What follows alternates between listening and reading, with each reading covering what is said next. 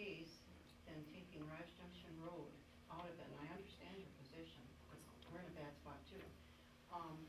But taking Rives Junction Road out of the bond would leave those of us who are paying the $9,285 paying between $1,800 and $2,000 more to replace the revenues in that bond.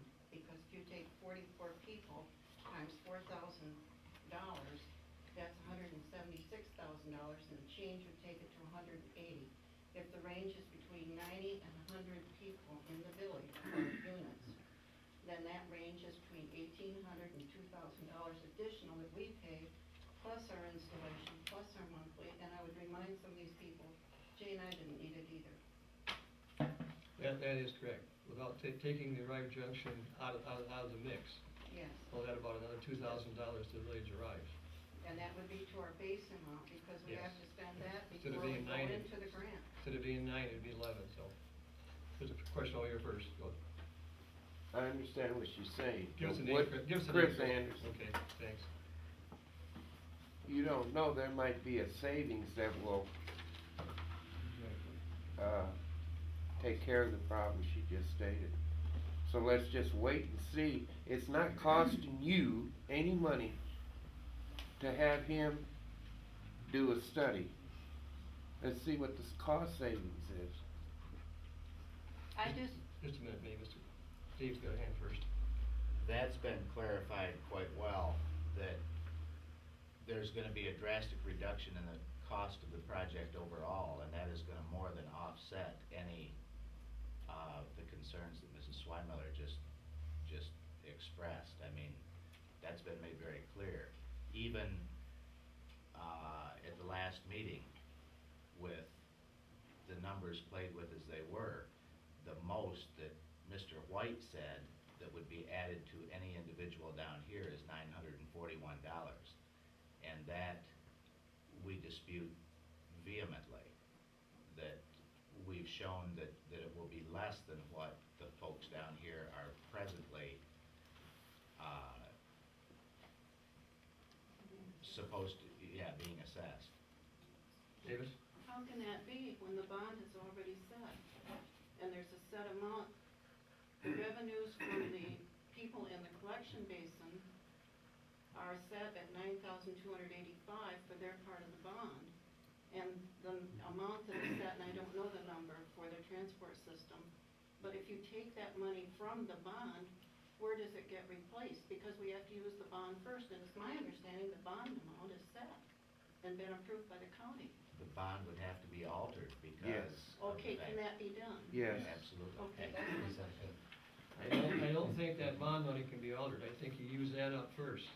That's what And my we all understanding was. know that the project is gonna, it's somewhere between the bond money and the grant money. So if the bids come in underneath the total amount, which is $2.5 million, just over $1 million of grant money, or of bond money, and then $1.5 million of grant money, then that's gonna be used up. So you're probably right. I mean, you're gonna use all that money first, and it won't be used up.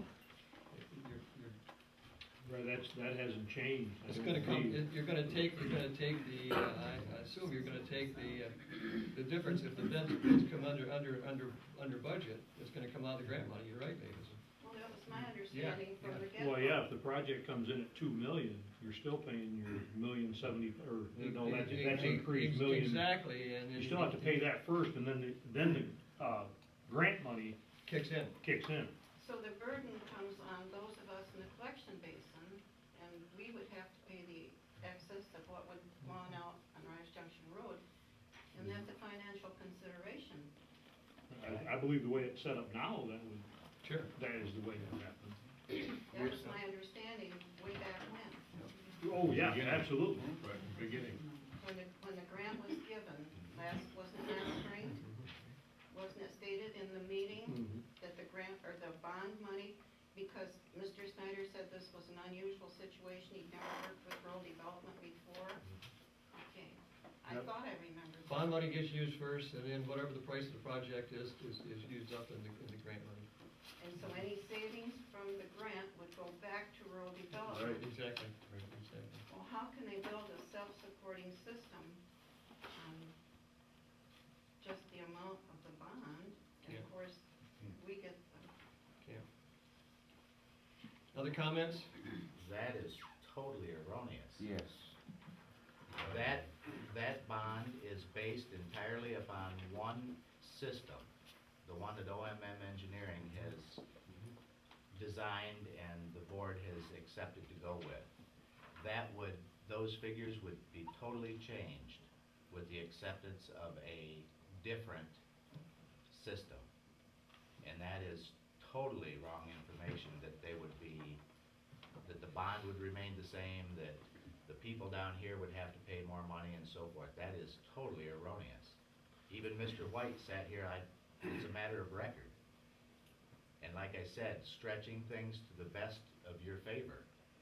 All he could come up with was $941 more that the people down here would have to pay, and that is not right. I don't think his figures are correct. Give us the opportunity to prove that. Let's just all talk. Let's raise your hand and identify yourself, please. Well, it's my understanding that the whole system, whether you use either system, can't be built for $1,300,000. So some of that grant money's gotta be used no matter what kind of system you use. Okay? I don't But all the grant money is gonna be, all the bond money is gonna be used first, that $1,300,000. And then the rest of it comes out of grant, and it is the truth. If you don't use the whole $2.5 million, no matter what project you got, the grant money goes back to rural development, not the band money, so. Dick, The question of give us the name and address, so. Dick Hammonds, 94,000 Bell Road. Thanks. It's a question of spreading the grant money against the total value of the property owners. Why not put the whole township of rives behind it? Now you've got plenty of collateral on it. Well, I'm told that isn't the way projects like this run. If you blacktop a private road or you get sewer for somebody, the users pay. Okay? I don't know how you change it, Dick. Well, we've got a number of users that don't think we need it and don't wanna pay. And we got some of those in the village of Rives too. I've got property in the village of rives, so I've got both places. But I see that what had happened was it went down drives to help to spread the load of people in the village of rives. It just happened to be convenient for you to shove it into Blackman, into Jackson, to handle the problem. It originally went down Rives Junction Road to get the stuff to the Northwest School. Correction, Jerry. That was the original idea, yes. No, correction, before with the previous Give us, Bryce Hammond, 3768 Browell.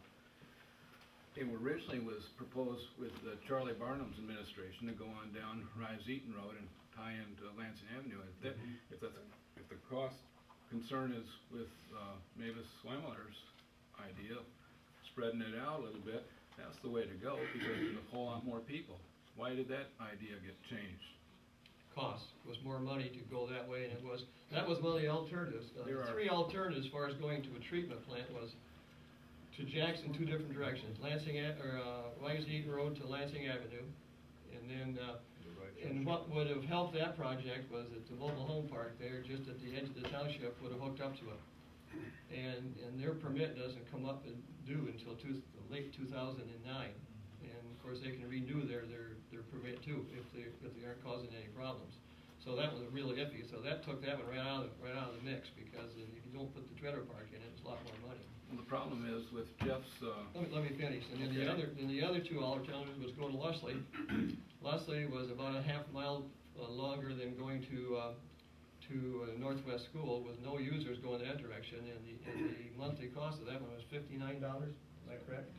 Per month to operate their system. And the third alternative was going up Rive Junction Road. And at that time, yes, there was more money. I think it was going to be around $10,000 or $11,000, I think, to go that direction. And by putting the Rive Junction Road into the mix, and then not making him responsible for the infrastructure rise, but because the state law says if a line goes by your house, regardless of whether you're in the system or not, you've got to hook up to it when your system fails. And that being the case, back, if we didn't put them into the system, you would have paid the 11,000 or 10,000, whatever that was gonna be, someplace in between, that the people in Rice paid. But by adding Rive Junction Road